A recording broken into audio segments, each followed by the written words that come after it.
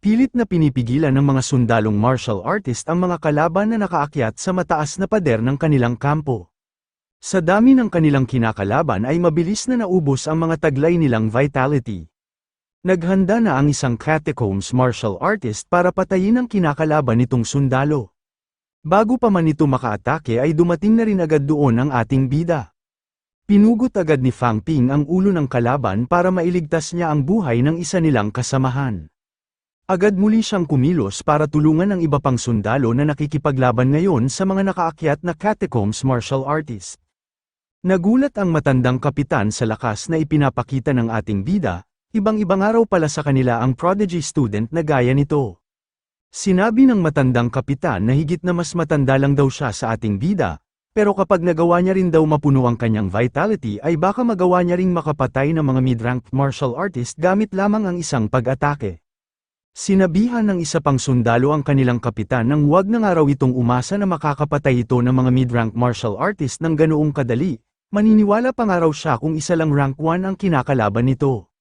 Patuloy pa rin ang malalakas na pagsabog na nangyayari sa kalangitan na dulot ng paglalaban ng mga high-ranked martial artist.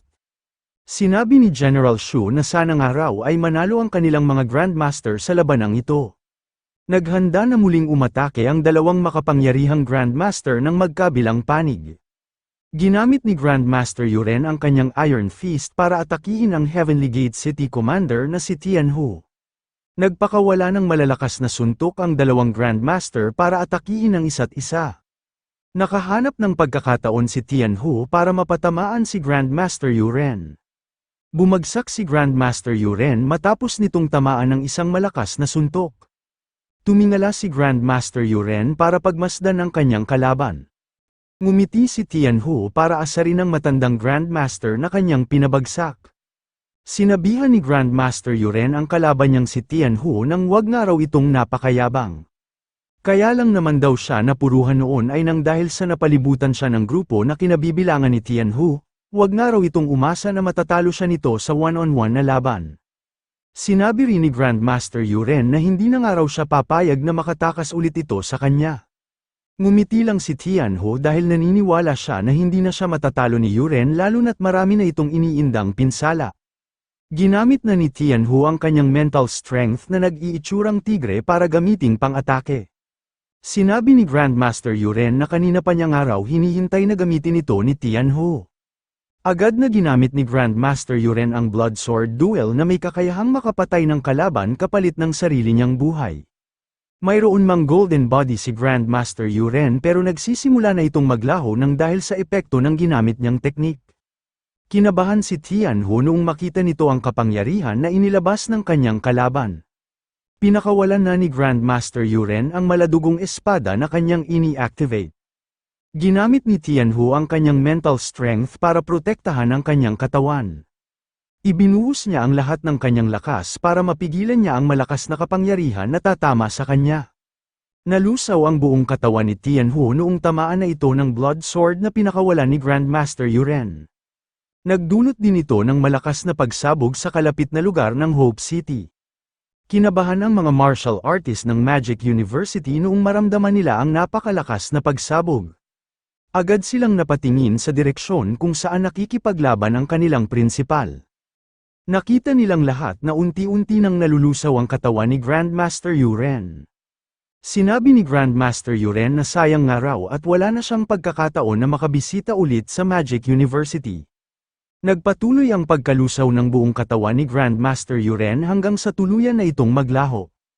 Sinabi ni Grandmaster Zhang na napakamainipin naman daw ni Grandmaster Yu. Mas bata nga raw ito sa kanya pero mas una pa itong namaalam. Kinabahan ang Catacombs Grandmaster na kinakalaban ni Grandmaster Zhang noong makita nito ang nangyari kay Tianhu. Sinabi ni Grandmaster Bai na mas nagtagal pa nga raw ang buhay niya kumpara kay Grandmaster Yu. Akala nga raw niya noon ay magtatagal ang buhay ng mga tulad niyang rank 8 Grandmaster pero mukhang hanggang doon na nga lang daw ang kanilang kabanata. Agad na lumipad papalayo ang Major Commander na kinakalaban ni Grandmaster Bai. Nagmadali rin sa pagtakas ang Major Commander na kinakalaban ni Grandmaster Zhang. Sinabi ni Grandmaster Zhang na wag na nga raw itong umasa na makakatakas ito sa kanya. Ini-activate na rin ni Grandmaster Zhang ang teknik na Blood Sword Duel para patayin ang kanyang kalaban. Tumawa si Grandmaster Bai at sinabi na susunod na rin daw siya sa mga ito. Kinabahan ang dalawang Major Commander noong makita nila na tatama na sa kanila ang Blood Sword na pinakawalan ng mga kalaban nilang Grandmaster. Bukod kina Grandmaster Yu, Grandmaster Bai at Grandmaster Zhang ay nag-activate na rin ng Blood Sword ang apat na matatandang Rank 7 Grandmaster para patayin ang kanilang mga kalaban. Sinabi ni Grandmaster Zhang na una na nga raw siyang aalis sa mga ito. Tumawa si Grandmaster Bai at sinabi na kasunod lang daw siya nito. Napuno ng madugong kulay ang itaas ng kalangitan nang dahil sa pagsasakripisyo na ginawa ng mga matatandang Grandmaster. Naramdaman ng mga natitirang high-ranked martial artist ng Heavenly Gate City at Eastern Sunflower City ang pagkawala ng tatlong major commander na namumuno sa kanilang paglusob. Agad ng mga itong sinabihan ang mga kasama nilang hukbo nang kailangan na raw nilang umatras. Sinabihan ni General Shu ang mga martial artist na nasa Hope City nang lumabas na raw ang mga ito at patayin daw ng mga ito ang mga papatakas na kalaban. Agad na binuksan ng mga gwardya ang malaking pinto ng Hope City para makasama rin sa paghabol ang mga low-ranked martial artist na nasa loob ng kanilang kampo. Umalis na rin si Fang Ping sa nakatalaga sa kanyang pwesto para sumali sa pagpatay sa mga umaatras na kalaban. Agad niyang ginamit ang kanyang mga magkakasunod na pag-atake para patayin ang lahat ng mga kalaban na madaanan ng kanyang sandata. Mas lalo pang binilisan ng mga taga Heavenly Gate City at Eastern Sunflower City ang kanilang pagtakas noong malaman nila na maraming high-ranked martial artist ang namatay mula sa kanilang panig. Wala na ring nagawa ang mga Catacombs Grandmaster sa sunod-sunod na pagkamatay ng kanilang mga miyembro nang dahil sa mga Grandmaster at mid-ranked martial artist ng Hope City na humaharang sa kanila. Napatay rin ni Grandmaster Wu Chuan ang isa pang Grandmaster ng kalaban at nasugatan rin ito ang pinuno ng Heavenly Gate City. Maraming napatay na kalaban ng mga martial artist ng Hope City lalo na't nabalot ang mga ito ng matinding galit nang dahil sa pagkawala ng mga matatandang Grandmaster ng kanilang panig. Naramdaman lang nila ang kanilang pagod noong mapatay na nila ang mga naabutan nilang kalaban. Napasuntok si Qin Fengqing sa nasa harapan niyang lupa nang dahil sa nararamdaman niyang lungkot at galit. Tinanong niya ang kanyang sarili kung bakit pa nga raw kinailangang isakripisyo ng kanilang prinsipal at ng mga matatandang Grandmaster ang sarili ng mga itong buhay. Para saan pa nga raw na naging mga Rank 7 at Rank 8 Grandmaster ang mga ito kung mamamatay lang din ang mga ito sa ganoong paraan. Nagbigay ng utos si General Shu sa mga martial artist ng Hope City nang bumalik na raw agad ang mga ito sa loob ng kanilang kampo. Pinayuhan ni Fang Ping si Qin Fengqing nang gamutin na raw agad nito ang mga tinamo nitong pinsala. Tumugo naman si Qin Fengqing nang huwag nga raw itong makialam sa kanya. Nakaramdam din ng matinding lungkot ang mga tao na lubos na nakakakilala sa mga nagpaalam na Grandmaster. Sinabi ni Grandmaster Wu Chuan na pinili nga raw nila ang ganoong landas kaya dapat lang daw nilang tanggapin ang naging kinahinatnan. Alam niya nga raw na masayang isinakripisyo ng kanyang teacher ang sarili nito para sa kapakanan ng sangkatauhan. Binanggit ni Lu Fengro na lagi nga raw siyang pinapayuhan ng kanilang prinsipal na huwag siya laging magalit at pahalagahan niya raw ang kanyang buhay, pero ito naman daw pala ang magsasakripisyo ng buhay nito. Lagi pa nga raw sinasabi ng mga matatanda nilang Grandmaster na malalakas ang mga ito dahil meron silang katawan na kasing tigas ng bakal. Pero namatay nga lang daw ang mga ito nang wala man lang naiwan na kahit na anong bahagi ng katawan. Sinabi ni Grandmaster Wu Chuan na nakapatay raw sila ng 8 high-ranked martial artist sa panig ng mga kalaban. Marahil nga raw ay umatras na talaga ang Eastern Sunflower City pero malamang nga raw ay hindi pa rin basta titigil ang mga taga Heavenly Gate City. Sinabihan ni Grandmaster Wu Chuan ang kanyang mga kasamahan nang kailangan daw nilang mapanatili na mataas ang kanilang moral dahil hindi pa nga raw natatapos ang kanilang laban. Nakatanggap ng utos ang lahat ng mga Rank 3 martial artist ng Magic University nang kailangan na raw ng mga itong umalis ng Catacombs sa lalong madaling panahon. Mahigit sa 40 advanced Rank 3 students ang nagpalista para tumulong sa naganap na labanan, pero 15 lang sa mga ito ang nakaligtas. Sinabihan din silang lahat ni na Advisor Tang Feng nang wag daw muna ulit silang papasok sa loob ng Catacombs sa mga susunod na buwan. Nakabalik na ngayon sina Fang Ping at ang ibang mga estudyante sa orihinal nilang mundo. Tinanong ni Fang Ping ang isa sa mga nagbabantay na sundalo kung nasaan na raw ang lalaki na may peklat sa mukha. Tumugon ang matandang sundalo nang umalis lang daw ito para tulungan ang iba nilang mga kasamahan. Mukhang nagkatotoo na nga raw ang pangarap nito, gusto nga raw nitong magtagal sa loob ng catacombs para manghuli ng babae na madadala nito doon. Natawa si Fang Ping sa pagbibiro ng kausap niyang sundalo. Naisip ng ating bida na buhay pa nga raw pala ang lalaki na may peklat sa mukha, hindi niya nga raw madirekta ang kanyang pagtatanong lalo na't napakaraming tao ang nagsakripisyo ng buhay sa natapos nilang pakikipaglaban. Bumiyahe ang grupo ni na Fang Ping pabalik sa Magic City Martial Arts University. Pagkarating nila ay sinalubong agad sila ng mga kakilala nilang Rank 2 students. Narinig ni Fang Ping na may mga tumatawag sa kanyang pangalan. Nagyabang si Fu Chanding nang tama raw ang sinabi niya sa kanyang mga kaibigan na magagawang makabalik ng ating bida. Napansin ni Zhao Zumei ang napakaraming pinsala na nasa katawan ni Fang Ping. Tumugon si Fang Ping nang ayos lang daw siya, hindi naman daw malalalim ang mga tinamo niyang sugat. Natuwa si Chen Yangxi dahil ligtas na nakabalik ang ating bida.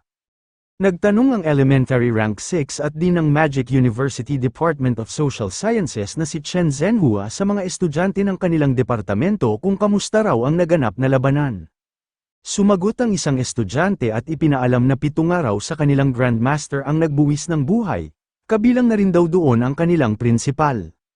Maraming araw silang napatay sa hukbo ng mga kalaban kabilang na ang 3 major commander ng Heavenly Gate City at 5 ng mga itong high-ranked martial artist.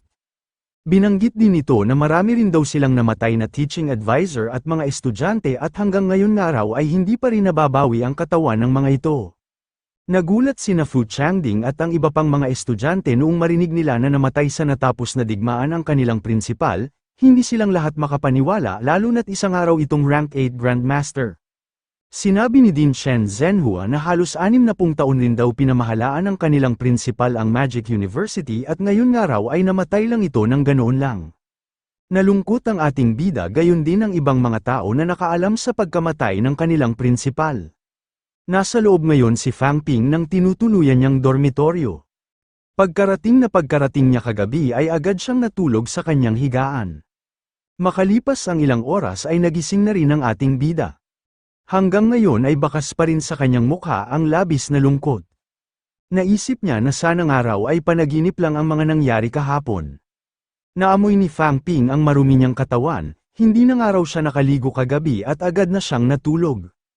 Nag-shower na agad ang ating bida para maalis niya ang amoy ng mga natuyong pawis at dugo sa kanyang katawan.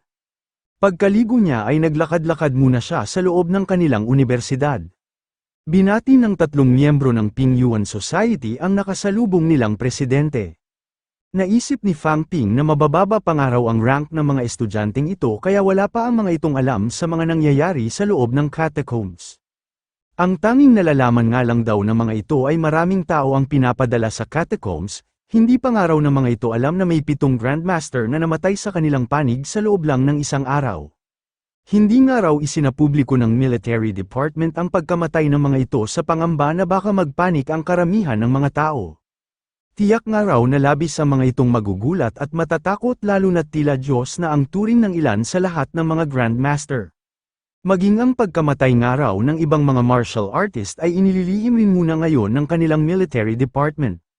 Malalaman pa rin lang ng iba ang rason ng pagkamatay ng mga ito kapag naisapubliko na ang pakikipaglaban na ginagawa nila sa loob ng catacombs. Nagreklamo si Teacher Lee dahil halos lahat daw ay pinapayagang pumasok sa loob ng catacombs maliban lamang sa kanya. Mukhang natatakot nga raw ang kanilang prinsipal na mamatay siya sa loob ng catacombs habang nakikipaglaban. Wala na nga raw ang kanilang matandang prinsipal pero parang hanggang ngayon nga raw ay inaalala pa rin ito ang mga tao na naiwanan nito. Sinabi ni Teacher Lee na malaki nga raw ang inaasahan sa kanya ng kanilang prinsipal, at gusto nga raw nito na hintayin niya munang maging isa siyang Grandmaster bago ulit siya pumasok sa loob ng catacombs. Kung madali nga lang daw sanang maging isang Grandmaster ay dapat matagal na niya raw itong ginawa. Tinanong ni Teacher Lee ang ating bida kung bakit daw nakatayo lang ito doon. Mukhang nagpunta nga lang daw ito doon para maliitin siya. Tumugon naman si Fang Ping nang hinding-hindi niya nga raw yun gagawin. Napaisip ang ating bida kung lasing na ba raw si Teacher Lee, tinatanong nga raw siya nito kung bakit siya nakatayo gayong wala naman daw siyang mauupuan ni kahit isang upuan. Ikinwento ni Teacher Lee na halos walang-wala nga raw ang Magic University noong una itong itayo 60 taon na ang nakakaraan. Ang unang principal pa nga raw noon ay ang dating teacher ni Grandmaster Yuren, isang araw itong rank 5 martial artist pero namatay rin agad ito sa loob ng catacombs pagkalipas lang ng ilang taon. May ilan nga raw noon na malalakas na martial artist pero wala nga raw ni kahit isa ang may gustong mamahala sa isang bagong universidad na gaya ng Magic University. Kabilang nga raw noon si Grandmaster Yuren sa kauna-unahang pangkat ng mga estudyante ng kanilang universidad at isa rin daw itong mahusay na martial artist. Nag-apply nga raw ito sa posisyon ng pagiging principal noong makarating na ito sa rank 4. 25 taon nga lang daw ito noon kaya maraming martial arts school ang tutol sa aplikasyon nito na maging principal, pero inaprubahan pa rin daw ng kanilang Ministry of Education ang aplikasyon nito. Lagi pa nga raw sinasabi noon ni Grandmaster Yuren na gagawin nitong malakas na martial arts school ang Magic University na makakayang tumalo sa mga taga-catacombs. Sinabi ni Teacher Lee na ngayon nga raw na naiintindihan na ng ating bida kung gaano kalakas ang mga taga-catacombs, siguro nga raw ay napapagtanto na nito na parang isa lang kahibangan ng pangarap ng kanilang principal. Pero kahit nga raw ganoon ay nagseryoso pa rin ito sa pangarap nito at nagsikap ito ng mabuti para mapalakas ang Magic University, sa 10 nga raw na teaching advisors ng kanilang universidad ay 8 nga raw sa mga ito ang estudyante ng kanilang principal. Doon na nalaman ni Fang Ping na isa rin daw pala si Teacher Lee sa mga naging estudyante ni Grandmaster Yuren. Binanggit ni Teacher Lee na mas malalakas nga raw ang mga teaching advisors ng Magic University kumpara sa mga ministers ng ibang lugar, pero mas kakaunti nga lang daw ang natatanggap nilang benepisyo. Naging teaching advisor nga raw sila nang dahil sa pagkatuso ng kanilang principal at sa mga mabulaklak nitong pananalita. Wala nga raw silang kaalam-alam na nabi-brainwash na pala sila ng kanilang principal na isang napakarangal na trabaho ang pagiging isang teaching advisor. Mga bata pa nga raw sila noon at halos nasa 20 taon pa lang ang kanilang mga edad kaya madali nga raw sila nitong napaniwala. Pumasok nga raw sa isip nila noon na mas mababa sa kanila ang mga opisyal ng gobyerno at ang tanging hangarin lang nila ay ang maging isang teaching advisor ng Magic University kapag nagtapos na sila sa kanilang pag-aaral. Ikinwento rin ni Teacher Lee na wala nga raw talaga siyang plano noon na manatili sa kanilang universidad, pero pinuntahan nga raw ng kanilang principal ang kanyang magulang at kinumbinsi ang mga ito na maganda raw ang pasahod sa isang teaching advisor. Minsan na rin daw siyang binugbog at tinakot ng kanilang principal na babalian siya nito ng binti kapag nagtangka siyang umalis sa kanilang universidad. Naging isa nga raw siyang teaching advisor ng Magic University nang dahil sa paulit-ulit na pananakot at pang-uuto ng kanilang principal. Sa mga nagdaang taon nga raw ay kung ano-ano pang paraan ang ginawa nito para mapanatili doon ang mga nagtatapos na estudyante at para madagdagan pa ang kanilang mga teaching advisor.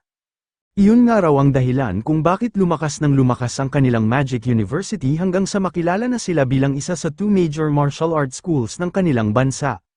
Sinabi ni Teacher Lee na maraming laban nga raw ang sinalihan ng kanilang principal at sa tuwing umuwi nga raw ito ay nagtatamo ito ng mga malalaking pinsala, isa man daw itong Grandmaster pero lagi nga raw itong nakikipaglaban sa bingit ng buhay at kamatayan. Binanggit ni Teacher Lee na noong nakaraang taon pa nga lang daw ay alam na niya na nalalapit na ang pagkamatay ng kanilang principal, sa tuwing nanghihina na nga raw ang isang high-ranked martial artist ay pumapasok ang mga ito sa loob ng catacombs at hindi na bumabalik pa. Noong marinig nga raw noon ng kanilang principal na may magbubukas na catacombs sa Nanjang ay agad nga raw itong gumawa ng mga preparasyon kasama ang iba pang mga matatandang Grandmaster para doon na sila makipaglaban hanggang kamatayan. Binanggit ni Teacher Lee na inakala nga raw niya na medyo magtatagal pa ang buhay ng kanilang principal, pero nagsanib puwersa nga raw ang dalawang syudad ng catacombs para atakihin ang Hope City kaya nabigyan daw ito ng pagkakataon na mas maagang mamatay. Sinabi ni Teacher Lee na kung siya nga raw ang tatanungin ay puro lang daw pagpapasikat ang kanilang principal, gusto nga raw nitong gamitin ang lakas ng kanilang universidad para wasakin ang Magic City Catacombs pero hindi man lang daw ito nakawasak ng kahit na isang syudad sa panig ng mga kalaban. Nakakahiya nga raw ang kanilang principal dahil sa halos 60 taon nga raw ng pagpapasikat nito ay nagawa lang nitong makapatay ng isang rank 8 Grandmaster. Sinabi rin ni Teacher Lee na nakakahiya rin daw sila bilang mga estudyante ng kanilang principal, hindi nga raw nila ito natulungan para matupad ang pinapangarap nito. 40 taon rin daw niyang nakasama ang kanilang principal kaya napakasakit para sa kanya ang naging pagkamatay nito. Napaiyak na rin si Fang Ping habang nakikinig sa mga ikinukwento ni Teacher Lee. Nagkunwari si Teacher Lee na may pumuwing sa kanyang mata para pagtakpan ang kanyang pag-iyak. Binalaan ni Teacher Lee ang ating bida nang wag na wag nga raw nitong ipagkakalat sa iba ang mga nakakahiyang kwento na narinig nito dahil malalagot nga raw ito sa kanya. Tumugo naman si Fang Ping nang wala nga raw siyang ibang pagsasabihan. Nagulat si Teacher Lee noong banggitin ng ating bida na gusto na raw nitong maging isang peak rank 3 martial artist. Sinabi ni Fang Ping na tumaas na nga raw ang kanyang vitality at lumakas na rin ang kanyang pangangatawan. Nagagawa na rin daw niya ngayong magamit ang 5 consecutive slashes ng kanyang manic explosion, pero pakiramdam niya nga raw ay parang may kulang pa sa kanya. Pinayuhan ni Teacher Lee ang ating bida nang magpunta raw ito sa combat room para mag-practice ng libro na tinatawag na Diamond Fist. Kapag napakalat na nga raw ng ating bida sa buong katawan nito ang fist force nito ay magiging isa na nga raw itong peak rank 3. Samantalahin rin daw nito ang summer break para makipag-sparring sa mga martial artist ng iba't ibang lugar.